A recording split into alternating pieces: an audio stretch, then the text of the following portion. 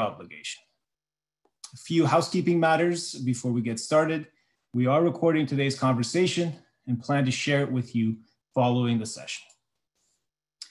We welcome your engagement throughout today's session.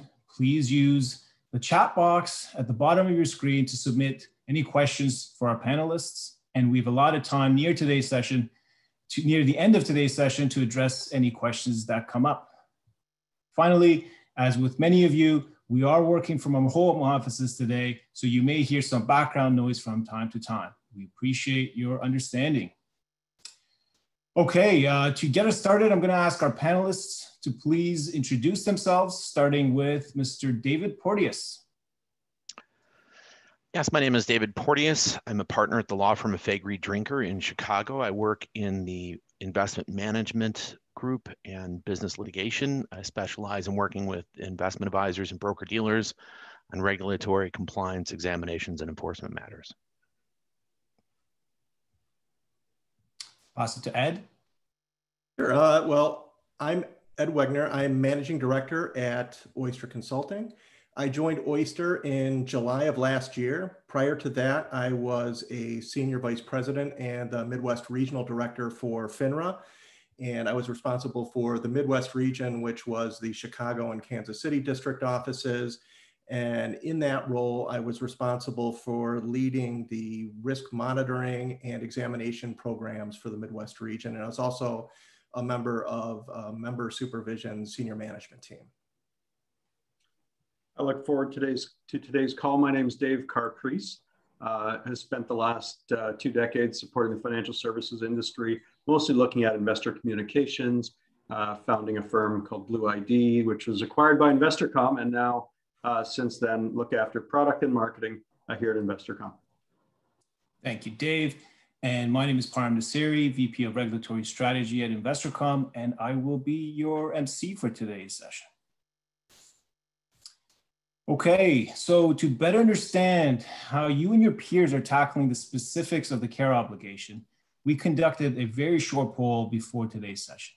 And as a result of your participation, we will be donating over $600 to the direct relief charities' COVID efforts. So we first asked if you believe the care obligation has been clearly communicated, and most responses appear to be somewhat on the fence here. We realize the care obligation is somewhat challenging to understand, and this is exactly why we're hosting today's leading experts to shed some light on the topic. Next, we asked whether your firm has implemented a strategy to comply with the care obligation. And while we see some positive signs here, nearly 50% of responses were 3 or lower. And this is also consistent with what we are hearing in the industry, specifically around the fact that most firms have taken some initial steps towards compliance with the care obligation, but they are still in the early stages of their journey. Then, one more click, we asked about the role of technology in meeting the care obligation, where almost 60% of responses indicated they believe technology will be key to solving the care obligation. We obviously tend to agree here, specifically when looking at the sheer volume of data that's required to analyze a firm's product shelf or help a rep consider a reasonable range of alternatives. And finally, for our final question, we asked, our final question was around the role of digitizing record keeping under Reg BI. And again, we see the greater majority of responses endorsing digital record keeping as a key foundation for compliance under Reg BI. We thank you again, and hopefully you found some insight in seeing how your peers are tackling the care obligation. Let's move forward to the agenda, where we will cover examination priorities, lessons learned to date, and how to identify and mitigate conflicts, best and not so best practices for meeting the care obligation, the impact of Reg BI on your product shelf, and extending the suitability requirements to meet the care obligation. With the poll results in mind, let's begin the conversation with the 800-pound gorilla in the room. It's now official, Gary Gensler was sworn in as the SEC chair. David and Ed, can you provide your remarks on what we can expect to see under Mr. Gensler's term. And I'll begin with Ed. Oh, thanks, Parham. When you mentioned 800-pound gorilla, I was hoping you weren't talking about me. So I'm glad it's about Chair Gensler. And yeah, I think that Chair Gensler's confirmation clearly is significant in a number of respects. I think the consensus is that the SEC is going to be more aggressive in terms of rulemaking, exams, and enforcement. And specific to Reg BI, I don't anticipate any real meaningful changes to Reg BI itself. However, given the changes at the SEC and more broadly changes in Washington, I think you're going to see a lot of pressure on the SEC to increase the level of scrutiny and enforcement in a number of areas, including Reg BI. I think additionally, because of SEC's oversight role, you're going to see a greater oversight of FINRA by the SEC, which in turn is going to cause them to increase their scrutiny of Reg BI compliance. So those are some of the things, I think just generally with respect to the recent changes. Outside of Reg BI, Chair Gensler has identified a number of different areas where he anticipates making priorities, things like ESG, providing more clarity and guidance around securities-based digital assets.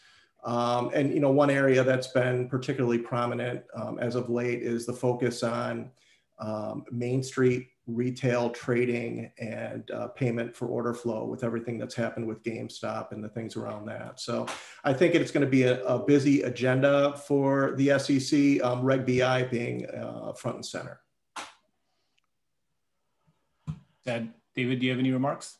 Yeah, just adding to what Ed said, a couple of points more focused on BI. I think the SEC had made clear they were not revisiting Reg BI for purposes of enhanced or additional rulemaking, but rather taking what's on the books and seeking to apply it both in the examination enforcement context. And I think what we'd expect to see, and I think this is not just the SEC, but also FINRA and even state regulators as they get engaged in this at some capacity, is BI has real teeth. Anytime you adopt a rule that has explicit books and records requirements, whether it's the delivery obligations for the form CRS, transactional focus in terms of recommendations of rollovers or recommendation of IA versus BD, you're creating thresholds and documentation that's mandated, and those are easier tools for examiners to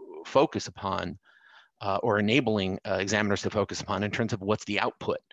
Is a firm complying with the level of books and records that we would have expected to see given their size, complexity, product shelf, et cetera? So, having a rule with that threshold of requirements, you're going to see pretty strong examination and then corresponding enforcement down the road flowing from that exam process, with a focus on the quality and maintenance of books and records surrounding what BI has caused to be implemented. I think, David, just given the principles-based nature of the rule, that there's a lot of question as to what the regulators' expectations are going to be in terms of what they see when they come out. And I think that leads to some of the poll results that we saw where people, when we asked about, how clear it's been with respect to the care obligation and Reg BI, that, it was right in the middle. So, I think that's just given the nature of this rule. And I think a lot of it will become clear as examiners start going out, doing exams, coming back with findings, and you start to first see, the level of enforcement actions from both regulators. Yeah, and I think there's an escalating kind of level, not just of scrutiny, but in terms of what we may see. What we had heard from, let's say, phase one or round one of examinations where firms had gone through it. What we were hearing was, and the regulators were messaging, like, right, initially we were looking at the quality of or the adequacy of having put out the policies, procedures, and getting the CRS disclosures out the door, And they provided comments on what they were seeing in some of the form CRS, Part 3s, et cetera. And round 2 is much clearly beyond that, right? It's narrowly focused upon what's the output now of what we would have expected you were ready to have now put into place almost a year on, 6 months on, what have you, whenever sort of round 2 has really begun, in terms of the quality of the documentation and the firm's systems oversight enhancements across the spectrum, whether it's within the supervisory realm, meaning what's the adequacy of oversight of transactions and review by the supervisors, what's the adequacy of compliance, audit, and testing of both what the supervisors are doing and what the reps are doing, and then what's the adequacy of what the reps are doing in terms of what we'll talk about a bit more here today in terms of the documentation of recommendations and reasonably available alternatives. Thanks, David. You touched on a bunch of things actually there that, Ed, maybe I can ask you for your views as the next regulator. So this notion around sort of the expanded scope of regulatory or Reg BI examinations, how should firms interpret that sort of expanded scope notion? And what are some of the practical steps they can take from an implementation perspective? Yeah, I think everybody knew this time was coming, when the SEC announced that it was going to be initially looking at good faith attempts or good faith efforts to comply. They started that out by saying this is what we're initially going to be looking at, right? So I think, everybody knew that at some point they would move. And now's that time. I think we've seen both FINRA and the SEC and their priorities say that they're going to expand the scope of their reviews and that they're going to be doing enhanced testing and conducting more comprehensive reviews. And I think that goes to what David was talking about is, moving from that form to substance. And so the question really becomes, what does that substance look like? One interesting comment that the SEC made, and I don't know if it was in their priorities or if it was in some other forum, but one of the things that they said that they're going to be looking at is the impact that Reg BI is making on product offerings and whether they're going to see alterations made to the products that are offered by firms as a result of Reg BI. So my sense is, from that product offering perspective, and we'll talk more about the product shelf, but there's going to be a big focus on, not just the individual recommendations that are being made by reps, but taking a step back and looking at the product shelf. Just in general, I think, what this is signaling is that, the regulators are going to look beyond just ensuring that firms have a set of policies and procedures that meet the technical requirements and are really going to be looking to assess the effectiveness of the controls and looking to make sure that they're being implemented. And I think testing for implementation is easier than testing the effectiveness, right? Testing for implementation is taking the procedures and looking to say, are you doing what you say you're going to be doing? Effectiveness really comes down to, like David had mentioned, what are the outcomes that you're getting? And are the outcomes what we intended when we put these rules in place? And so specifically, some of the things that I think that they're going to be looking for, at least some of the things that they said that they're going to be looking for. The first is meaningful improvement over what was expected under suitability. And I think we'll talk more about the difference between the suitability requirement and how Reg BI is different, especially around the care obligation. Another important thing is just the considerations of reasonably available alternatives. And in that regard, I think they're going to be asking really pointed questions during the exams, not just, did you consider reasonably available alternatives, but they're going to want to know what alternative products were considered and why. What made this product be comparable to the product that was recommended? What factors were compared? When you're assessing not only the recommendation of the particular product that you're making, but the comparables, what factors are you comparing those products against? Things like cost and risk and performance. Another thing that's important that if I were doing these exams, I would be asking for is what information the reps have access to when considering this stuff. So, they're making these recommendations or comparing alternatives. What information do they have access to? Is the firm providing to them to do an effective job at considering alternatives? Importantly, and I think this is a tough piece, is how firms are ensuring that these assessments are done consistently across all of their reps. And then, finally, and this I think is going to be critical throughout, is how firms are documenting all of this. One of the things, with respect to the assessment of alternatives, they said is that, they've raised concerns about relying solely on attestations, for a number of reasons, some of which is making sure that they're able to glean that information out and be able to say that they have a good sense of what was done when those assessments were conducted. Of course, they also mentioned looking deeply at account type and rollover recommendations, recommendations of complex products, and firms' efforts to not only inventory conflicts, but the mitigation of non-prohibited conflicts. And I think that'll be interesting to see, how they assess the effectiveness of mitigation efforts. And so I think overall what you're going to see is more in-depth probing during the examinations. And these are some of the areas where I think that they're really going to go deeply into. Said, if I can add just a comment to that really quickly, a couple of things that I've been hearing both sort of in the earlier phase of examination versus what we're seeing or hearing now.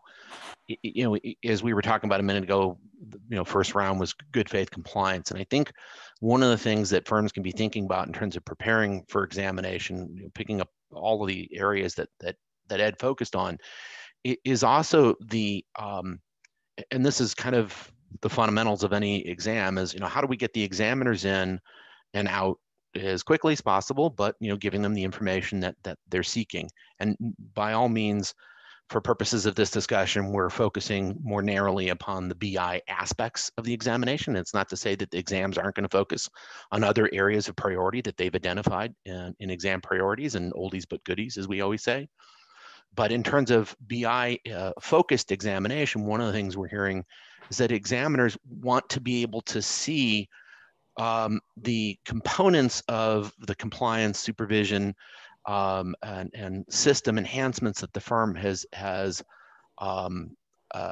established with some ease of reference. So to the extent, for example, if you're doing compliance and audit testing, as you normally do with a variety of different areas that you may be looking at for purposes of your supervisory system as a whole, but nonetheless, you have some aspects of the internal audit review that is very BI focused. They want that highlighted and identified, so that they can kind of narrowly hone in on. They don't have to wind through a spreadsheet that has 72 different columns of different things that you're asking for and testing about, which is all good and you're supposed to be doing, but make it easier for the examiners to isolate upon, okay, yeah, can you show us the parts of your manual? I understand you updated your manual from what you had before with some enhancements, but point out to us the BI components.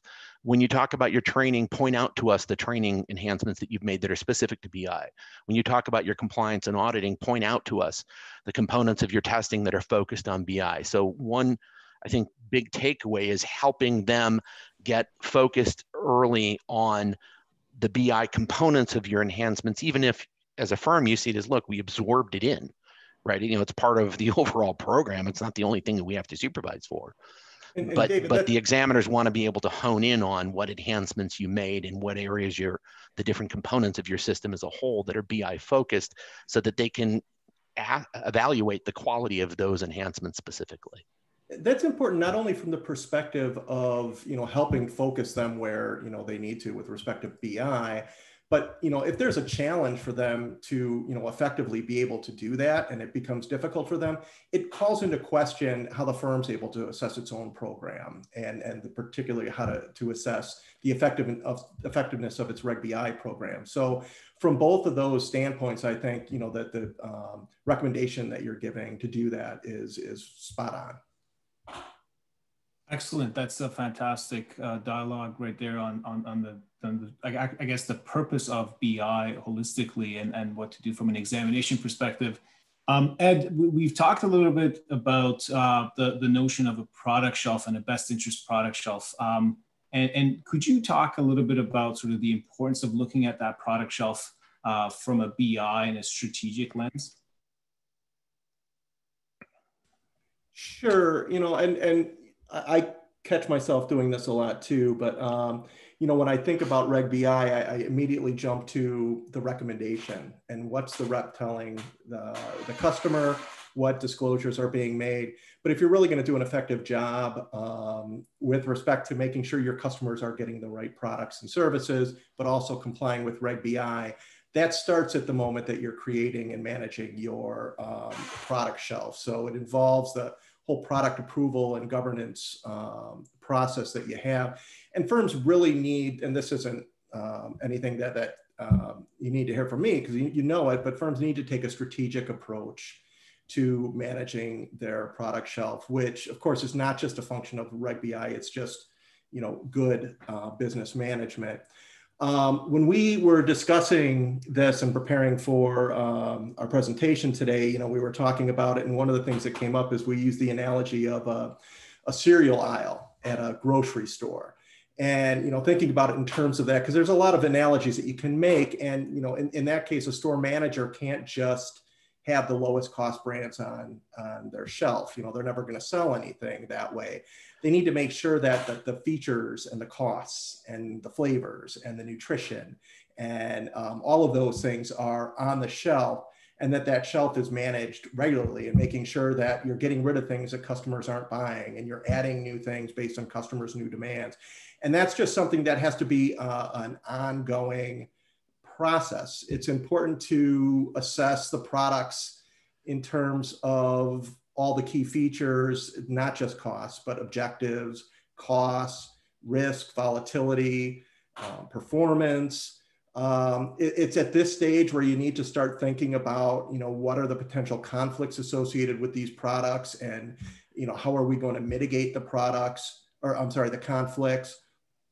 And it's at this early stage where when you're evaluating a particular product on your shelf and your shelf overall, that you're starting to identify what are the peer groups that I should be comparing, or that our reps should be comparing against this product when making recommendations, and what information they need and have access to, and how do we get them access to that information so they can be doing those assessments. And importantly, this has to be done on an ongoing basis. The regulators have talked about, and they've been clear that a one and done approach with respect to the product shelf isn't going to meet their expectations.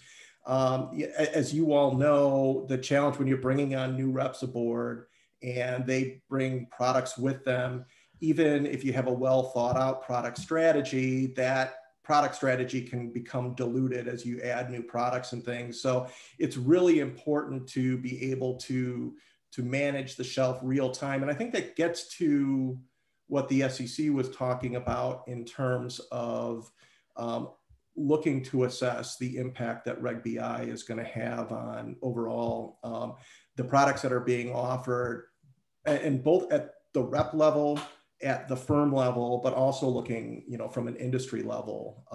And I think that's when we talk about sort of the qualitative aspects of this and, what they're going to be looking at. I think that's a big component of it. Excellent. So just to add to that, I think, as Ed was talking about, there's the selection of the products on the shelf, as the slide reflects. It's also the ongoing monitoring. I think something Ed and I were talking about, and I think where there certainly needs to be focus and regulators will be focusing upon is, okay, even assuming the products that you've selected for your grocery aisle are, meet your firm parameters, you've done the analysis that we've talked about, you're continuing to review and replace products on the shelf as you deem appropriate. And as we'll talk about in a minute, on a transaction by transaction basis, it would appear that let's say reps are adequately documenting the bases of a recommendation and or even reasonably available alternatives. But one thing we wanted to caution firms about and just continuing to monitor for, and this is the compliance audit testing side, is the potential for product bias. That even on a transaction by transaction basis, you can be seeing what appear to be valid recommendations based upon the suitability criteria of investment objectives, risk profile, and other circumstances. But that doesn't mean that if you take a step back, you could be seeing a circumstance in which a representative is consistently recommending one particular manufacturer for a particular asset class, or so that what we would describe as some kind of manufacturer bias. That okay, fine. He's got the good documentation, he's justifying the recommendation, and fits within parameters of what we would expect to see for this profile of investor. But why is he recommending the same thing 60 times over? Are there some specific market factors that may be driving that this is the appropriate product for this time frame? But again, it's the point of evaluating whether or not there may be biases that could be influencing the product selection. And you need to be thinking not just, the internal comfort level that a rep may have, saying, hey, look, I like this manufacturer and I'm going to recommend it. But is there a reason why they like that particular manufacturer? Just as I describe it, it's the dinner bias or the Uber Eats bias, right? That they're attending the training for a particular wholesaler or manufacturer more frequently than others. So it's just cross evaluating other alerts or analyses that may give input as to why it is that there could be a bias that's influencing the product selection, even though in the abstract it's on the shelf, it seems to meet suitability criteria. So again, I think what we're talking about in the selection of the product shelf is also the monitoring of the product shelf and the output of the selections that are being made, even assuming all of the individual transactional features are being satisfied. There's still the potential for a trend. And I think that's something that regulators are very much focused on, is how are you taking a step back from the system and looking at it in terms of the trend lines. And that goes beyond the transactional fulfillment of BI. That goes to whether you as a firm are looking at the system as a whole and evaluating where there could be some circumstances in which trends are indicating something that you need to at least question. And so looking at the output of that questioning by compliance, by the supervisors who are overseeing a particular region or certain reps where those trends are developing, and wanting to see the quality. And that's as true before BI as it is now. But I think it's taking that type of examination tool and that type of internal compliance and audit and saying, okay, what are some of the data points that we should be looking for purposes of BI compliance. And I think that product bias is an area where we're continuing to focus on. Exactly. And we've got some great analogies, and maybe I can pass it over to you, Dave, to give our audience a quick illustration of our shelf analyzer and shelf monitoring capabilities. That's great. Thanks, Parm. There we go. Thank you.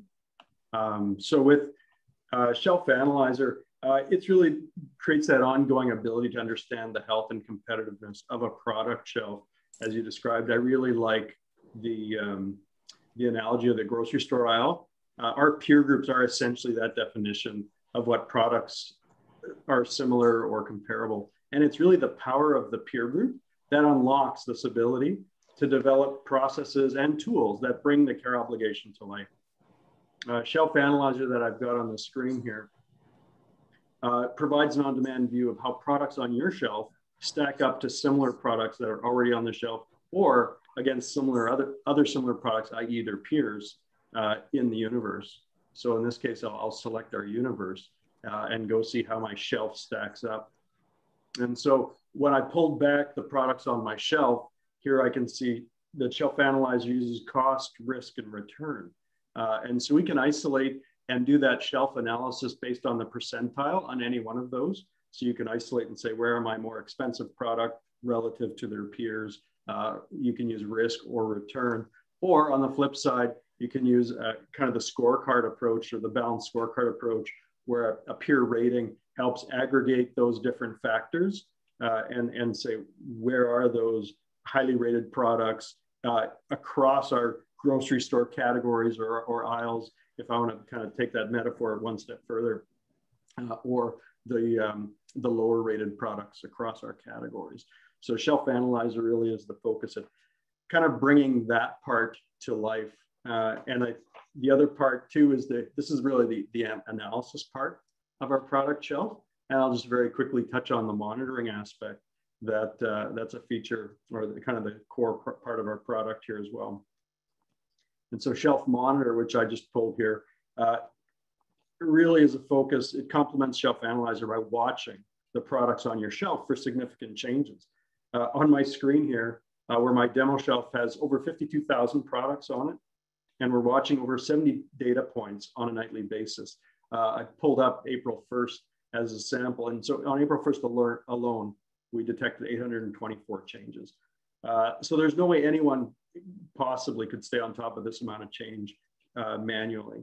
And that's the challenge.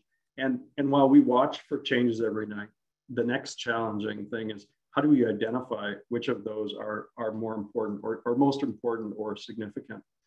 And so if you see, basically each of those 824 changes are brought in here. We really use our materiality index to really segregate and isolate which of those 824 are more important, bringing the most important up to the top. On every data item that changed, we report on the product that had the change, the data element, the value before the change, and the value after. And then when there are numerics, we can isolate down and do the math of the absolute value, the change, and the percentage change. But it really is a chance to see what all those changes are and where those most important ones are. It also gives us an opportunity to isolate, really narrow down by the data point that had the change. And so of all those 70 fields that I mentioned we're tracking on a daily basis, we can go in and isolate and say, let's take a look at, on that day, how many of those were net expense ratio changes?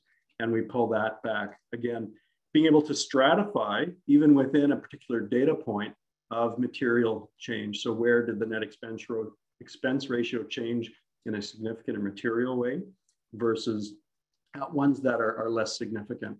So of those 64 changes of only net expense ratio, here we can see some significant ones near the top, but by materiality index, very quickly drop off to less material, less significant, and we drop right to the end of the list. These are really negligible changes that we shuffle off to the end of the list. We're still watching for them, but we don't put them at the top for your information. Parma, hold it there and kind of pass it back to you. Just to comment on that, because I think it illustrates, David was talking about, the challenges that he's heard firms having into this, and we talk about the product shelf and how the product shelf feeds information that your reps need to have in the field. I think all of that in and of itself is extremely challenging, but when you add on the fact that there's so many changes happening within that product shelf, you mentioned just in that one day how many changes there were, and they're all of varying degrees. But to be able to keep that information up to date and to make sure that updated information is getting out to your reps is critical, but also extremely challenging. Oh, certainly. And let me just quickly pause in sort of transitioning into the more zooming in on reasonably available alternatives and assessing costs consistently across the firm. But before I do that, a quick reminder for folks who are in our audience today to submit your questions via the Zoom chat box, and we will tackle them at the end of today's session. Okay, so let's now zoom into the particulars of the recommendation and target sort of the supporting documentation that's required to meet the specifics of the care obligation. Ed, as we've discussed in the past, there's been some questions around how Reg BI's care obligation differs or aligns with FINRA's suitability rules. You touched on this off the top. Can you shed some light on this particular area? Sure. I think there's a lot of questions, and that's reasonable given the fact that there's so many similarities between the obligations, specifically with the care obligation and the former suitability requirement, an ongoing suitability requirement. And I think that, that's important to not only understand those similarities, but there are very important differences. And as we mentioned earlier, one of the things that the regulator said that they're going to be expecting is meaningful increases in terms of going beyond the requirements for suitability. So it's also important to really understand those differences and what those differences look like. Like suitability, of course, the care obligation requires a reasonable basis, customer specific and quantitative assessments. And both obligations require your firms to understand things like the nature and the risk of the products, the investment profile of the customer, understanding quantity measures such as turnover and cost to equity, and all of those things. And that's important for firms to continue to do. And it's great if you're doing that. If you've done that, great, you're complying with the suitability requirement. So what do you need to do to go beyond that? And what the regulators have said is, they're looking to be able for you to demonstrate to them how you're putting the client's best interests ahead of the firm's and the rep's interests. Being able to document or demonstrate, how the firm's using skill and care and assessing costs. And, importantly, like you had mentioned, Param, is the requirement to consider reasonably available alternatives. And under the old regime, if you were making a recommendation and that recommendation was suitable for the customer, that was the extent of your obligation. However, under Reg BI, not only do you have to put the customer's best interest first, you also have to assess what other products are out there. What are the differences between the product I'm recommending and these comparable products, and being able to document and evidence that review. In addition to the care obligation, Reg BI also, clearly requires specific disclosure requirements and the requirement to identify, eliminate, or disclose and mitigate conflicts of interest. So all of those things are really the things that I would look to in terms of what makes Reg BI meaningfully different from the suitability obligation.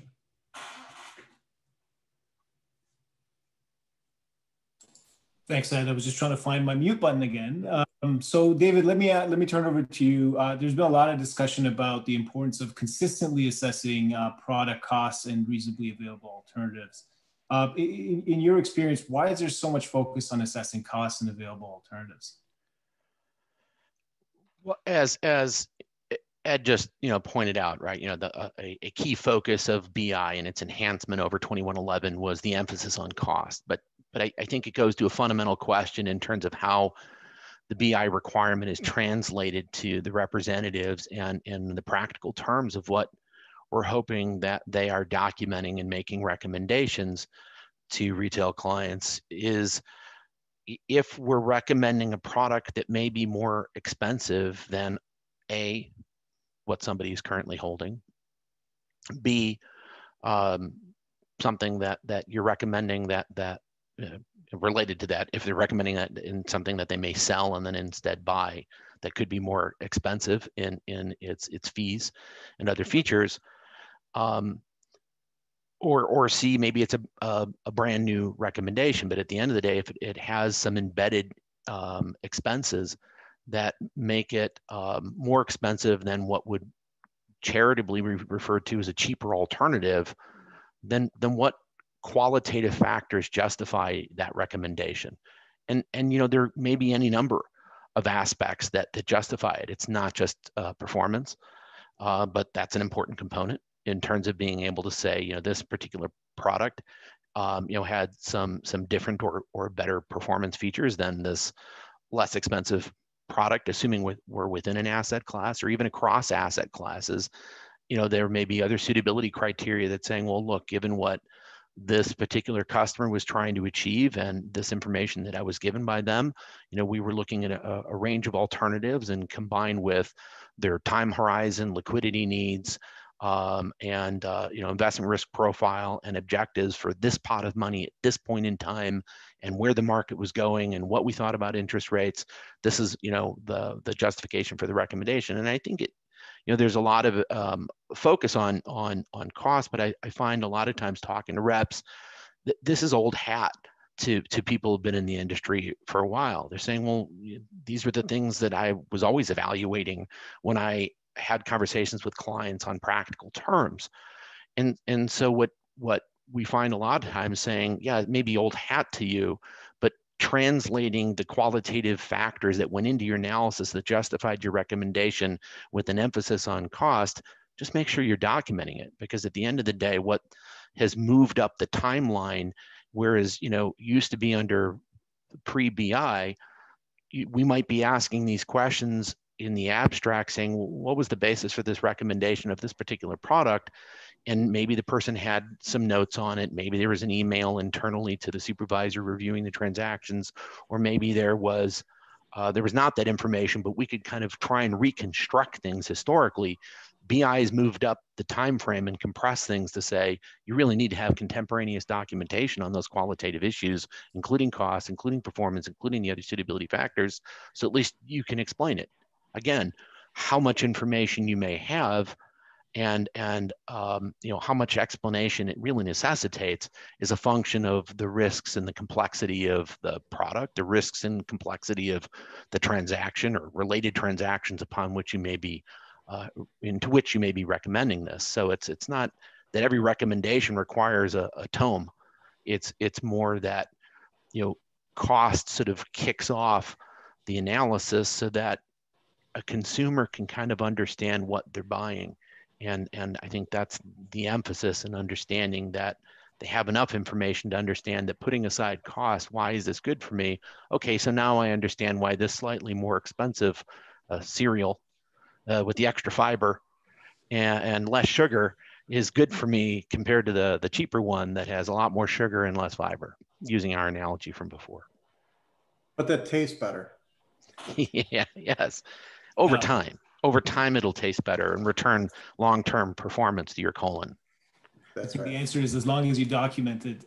Speaking of documentation and speaking of not so much cereal, but considering alternatives, Dave, do you mind if I ask you if to take a few minutes to show our audience our RAA and documentation engine? You bet. Thanks. And in the interest of time, I know we had planned on a healthy amount of time for questions. So this will be just a really brief overview. But it'll give you a flavor of how peer compare really takes that power of the peer group that I talked about on the shelf analysis piece, and it takes it from the shelf management level and really puts it into the hands of the financial professional and helps streamline many of the decisions and steps that professional needs to make in the RAA process, and ultimately automating some pieces and putting a little bow around it at the end for record keeping. And so here in this case, we've got our peer compare line where I'll pick a product that the rep would recommend, and I'll pick this real estate fund. Again, based on that, you're walking down the grocery aisle, our predefined peer group here automatically pulls out all approved products for sale on that shelf that are identical or that are similar based on a predefined definition of the peer group. So we have 36 comparable products. So rep doesn't have to decide how many am I comparing. And then the other thing that's streamlined here are the dimensions. So we talked about that balanced scorecard that we used at the shelf level, comes right into the hands of the rep to say, when I'm looking at how a particular product stacks up in real terms against other available options, here we have our cost, risk, and return ratings across these 36 products.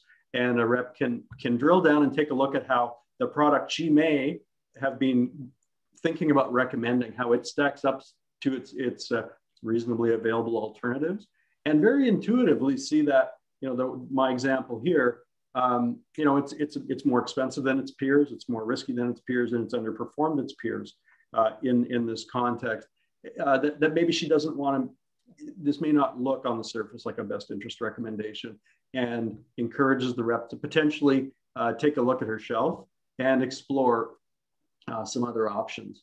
And in this case, I'll drill down to an alternative that she chooses that, visually clearly fits within those guardrails of, a lower cost versus its peers, less risk than its peers, and slightly average performance. So intuitively sees that.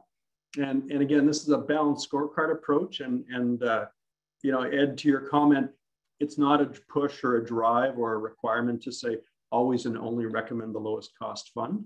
There are a number of factors that go into making a recommendation, but this now provides an objective context into which that recommendation is made. And then to close the loop on making that recommendation, we connect it to the investor that we're considering.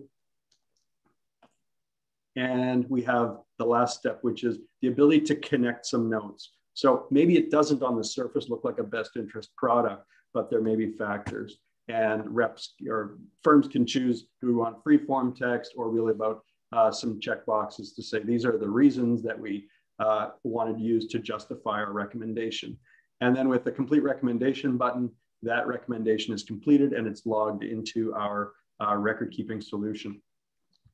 And Parm, just I kind of flipped over into our record keeping solution here where we can see that recommendation. We have memorialized the comments that were made and also captured, for in time are, a document that really identifies some of the key data points and advisor comments with our lovely slider chart, which just says, how did this product stack up? What did it look like? What did the world look like on April 27th when I made that recommendation? And it's captured here in our archive.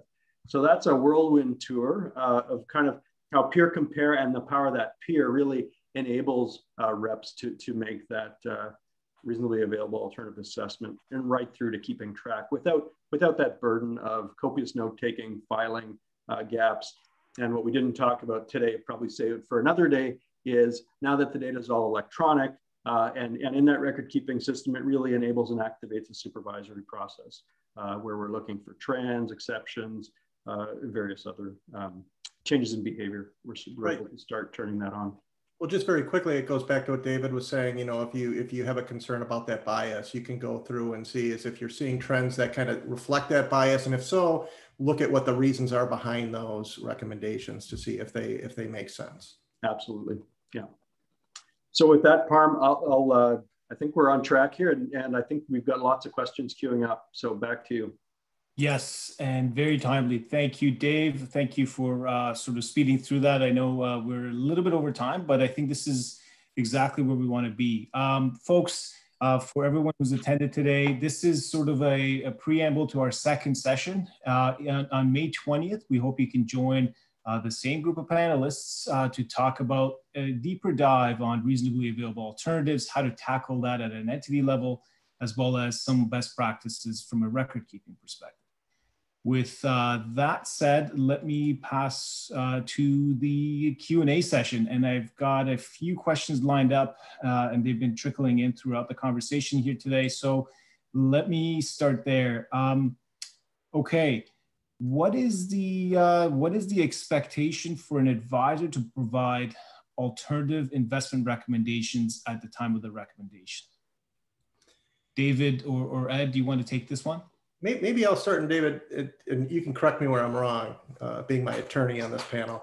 My sense is you're not required to recommend alternatives, you're required to assess. So, I mean, you've already made the determination that you're going to recommend a particular product. The expectation is that you assess that product against reasonably available alternatives along some spectrum of factors, and then just to make sure that the recommendation that you're making is the right one and in the best interest of the customer.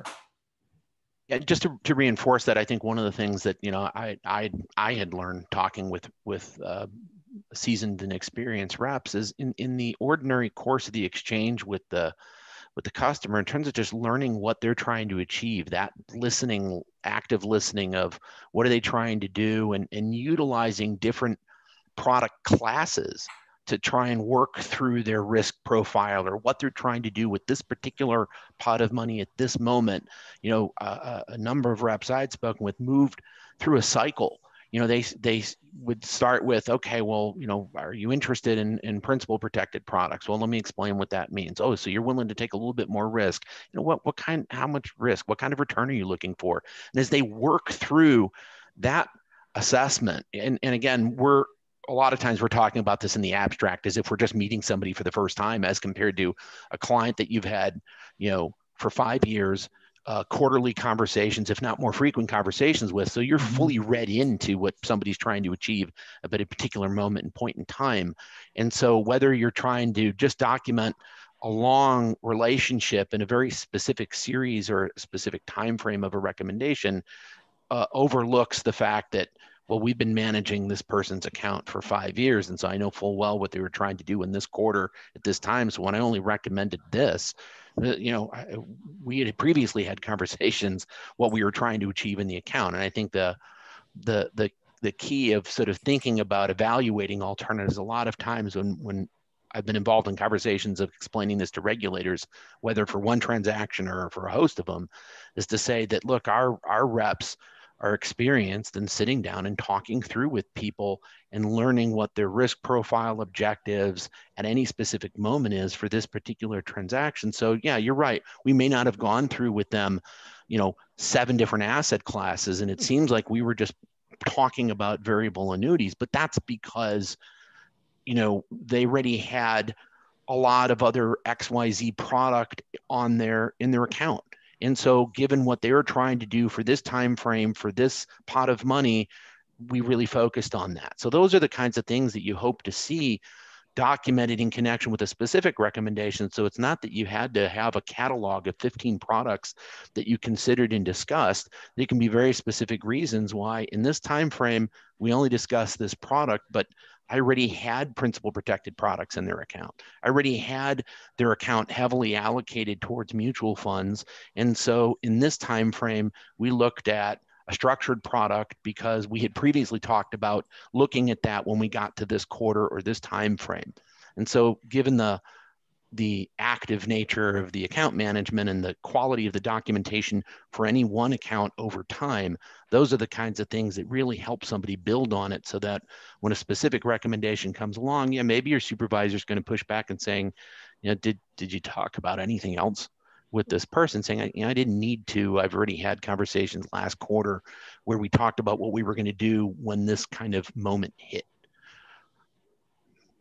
Thank you, David and Ed. So the questions are coming in fast and furious. So maybe we need a little bit of a lightning round here. Yeah. And I've been trying to keep up with them as fast as I can. So why don't you shoot a few? There were some about the product, your tool that I saw in there. One had to do with the demographics. Yeah, so let me start with Dave CP here. How do you determine the materiality index?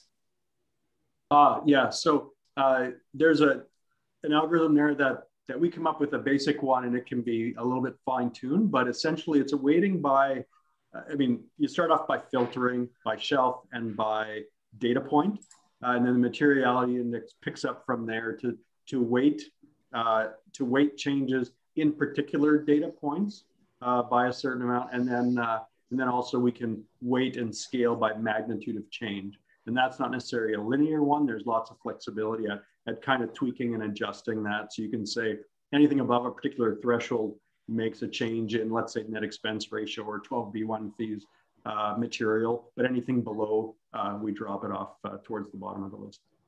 Excellent, excellent. Thanks, Dave. Moving forward, we've got another good question here that's asking, what do you expect will be the next step for the SEC on Reg BI? It's a multi-part question, bear with me. How closely do you expect the SEC's actions to mirror the approach the DOL's recently has taken on the fiduciary rule? Meaty one. My initial take is that, the thing that they're going to do first is they're going to do these enhanced examinations, looking fuller, getting an assessment of where firms are currently. You're likely to see, now that they've moved beyond good faith, to, potentially see some enforcement actions. Those usually lag a little bit, so maybe not right away. But that's where I see them taking the first step. In terms of DOL, this was a long road to get here, right? It was, DOL was sort of driving the bus for a while, and then everybody knows the history. Then Reg BI came out. DOL's recent requirements for the prohibited transaction exemption, I think, really looked to track as much as it could to the SEC's Reg BI requirements, with some additional requirements added on to it. So I don't anticipate there being many changes, if any, to Reg BI as a result of where the DOL landed on this, nor do I anticipate seeing significant changes just based on the comments coming out of the SEC. I think it's more going to be sort of closer examination and enforcement. That makes sense. Thank you, Ed. This is sort of, maybe Dave, I'll ask you to answer this first, and then I'll ask for David or Ed to chime in with their perspectives. Are reasonably available alternatives limited to whatever is on the firm's product shelf, or are firms obligated to include on their product shelf what is available in the overall market?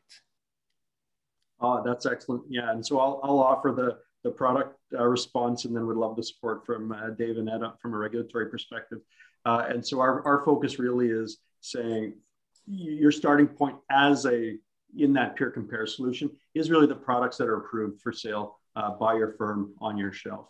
So the focus is really about comparing the alternatives available to you, as opposed to saying the universe, if you have a defined shelf, we restrict it to that. If you don't have a defined shelf, that could be the universe.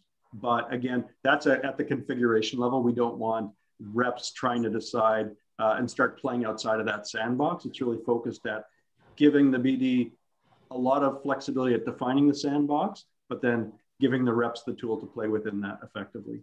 And Ed and Dave, feel free to kind of support that a bit or flesh that out. I agree with that assessment. I think when you're doing the reasonably available alternatives, it's against the products that are on your shelf and that you have available to sell.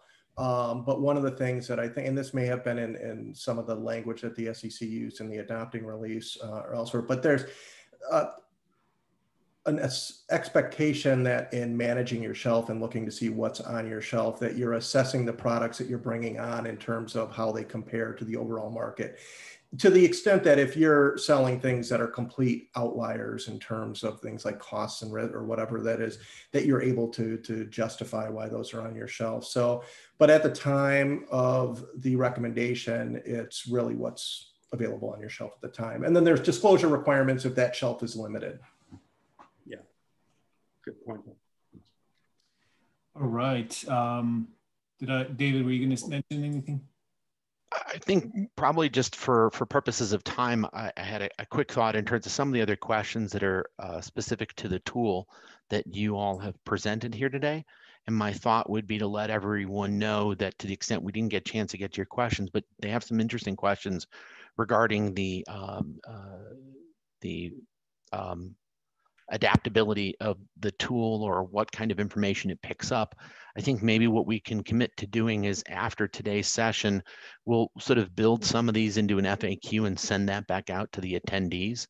So of course, that's not as perhaps as helpful as live dialogue, but at least we can get some quick answers out the door to people's thoughtful questions about some of the questions on the tool, as well as maybe some other ones that we didn't get to. I tried to keep up while we were going with a few answers. So to the extent I got around to answering your question, I hope that helped. To the extent that there are obviously some outstanding questions we didn't get to, I think we can commit as a panel to helping turn those around to some sort of FAQ to the attendee list, and we'll get those out in the next day or so. Absolutely. Thank you, David, for reading my mind and suggesting that. There's a question actually specifically asking if you are from Faegre Drinker, and the answer is yes as well. On that note, I know we have got a minute left, so I'll make a few quick closing remarks. As I said earlier, we are having another session on May 20th with a deeper dive on reasonably available alternatives and record-keeping obligations to meet the CARE obligations of the best interest rules. We hope you can join us on May 20th, and thank you all for your attendance today. Have yourselves a great day. Thank you, everyone.